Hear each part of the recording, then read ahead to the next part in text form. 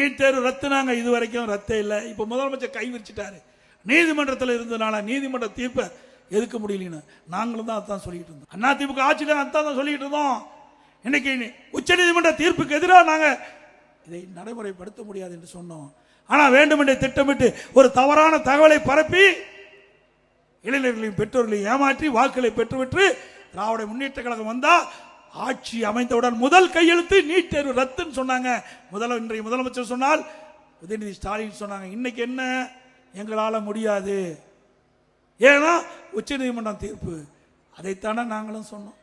மக்களை ஏமாற்றுவதிலே வல்லவர்கள், அழகாக பேசுவாங்க, கவர்ச்சிகரமாக பேசுவாங்க, ஏமாந்துடாதீங்க. அது மட்டுமல்ல, திரு உதயநிதி ஸ்டாலின் சொன்னார் நீட் தேர்வை ரத்து செய்வதற்கு ரகசியம் இருக்குன்னு சொன்னார். இதுவரைக்கும் ரகசியத்தையே சொல்லல. தேர்தல் வர இருக்குது, சீக்கிரம் ரகசியத்தை சொல்லுங்க, மக்கள் ஆவலோட எதிர்பார்த்துட்டு இருக்கிறாங்க.